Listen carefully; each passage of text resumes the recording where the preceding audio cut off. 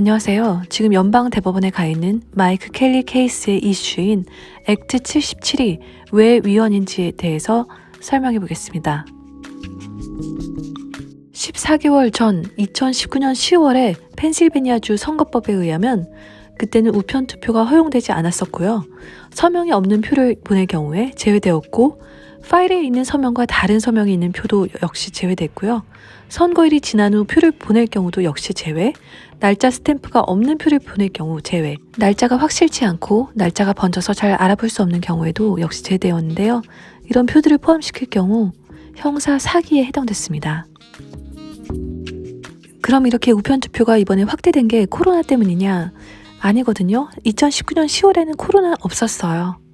민주당은 적어도 10년 전부터 우편 투표를 계속 주장해 왔는데요. 제일 처음 시행된 곳이 캘리포니아입니다. 펜실베니아의 공화당 우세인 의회도 우편 투표법 시행에 착수했고요. 일괄 법안으로 통과시키고 민주당 주지사가 바로 서명을 했습니다. 하지만 그 정도에서 멈췄느냐? 그러지 않았죠.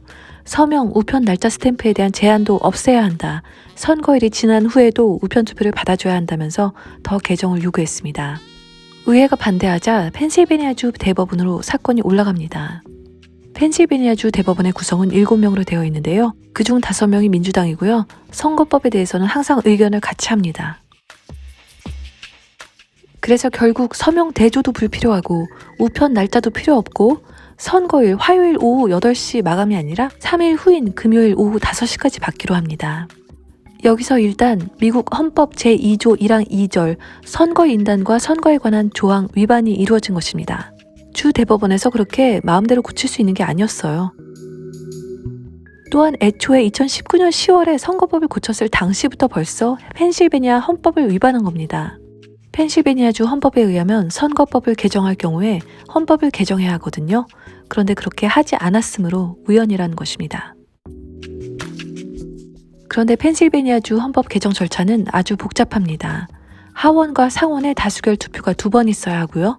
유예 기간을 둬야 하고 펜실베니아 전체 67개 카운티에 적어도 2개 이상의 신문에 광고를 내야 합니다. 그리고 다시 유예 기간이 있어야 하고요.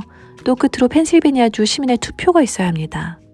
이런 과정이 하나도 안 이루어졌다는 것은 시민들의 권리가 박탈됐다는 거죠. 따라서 의회가 헌법을 처음에 개정한 것이 벌써 헌법에 위반한 것이고요. 주지사는 또 거기에 서명을 함으로써 헌법을 위반한 것이고 펜실베니아주 대법원도 벌써 위헌이었던 법을 다시 개정함으로써 그 행위도 헌법 위반이 된 것입니다. 또 헌법 제2조 선거인단에 관한 조항도 위반한 것이에요.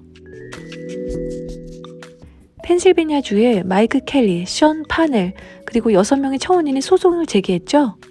그때 펜실베니아주 법원에 용기 있는 판사가 임시 중지 명령을 내렸습니다. 그 내용은 펜실베니아주 주지사와 주 국무장관은 선거인단 구성을 멈추고 금요일에 히어링, 공판을 하기로 한 거예요. 그 임시 중지 명령을 내려준 이유는요. 이 소송에서 이길 것 같기 때문에 그러니까 헌법에 위배된 것이 확실하다는 거죠. 그런데 상대 측이 바로 대법원에 상고했고요. 48시간 안에 다른 결정이 나왔습니다.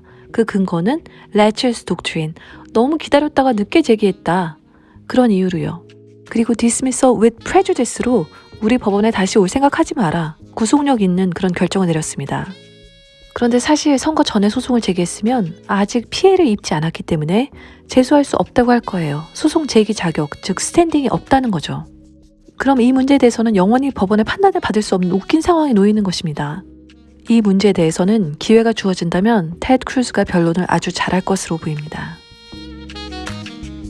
연방 대법원 관할이 되기 위해서는 Federal Question, 연방법 이슈가 필요합니다.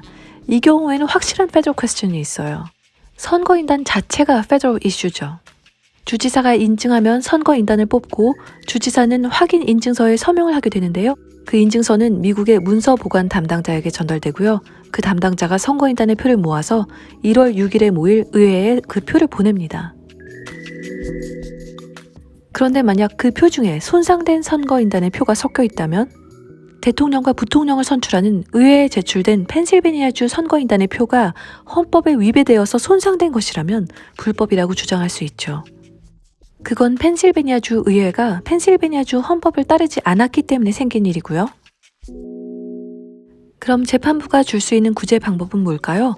올바른 재판부라면 이 소송에 분명히 연방 이슈가 있고 이 문제는 결국 의회까지 연결된 것이죠. 그 위헌 문제가.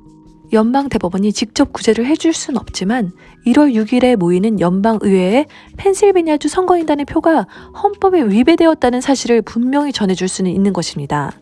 그럼 1월 6일에 대충 투표 결과 발표하고 끝낼 수 없겠죠. 연방 대법원을 이 사건을 꼭 판단해야만 합니다. 꼭 개입해줘야 돼요.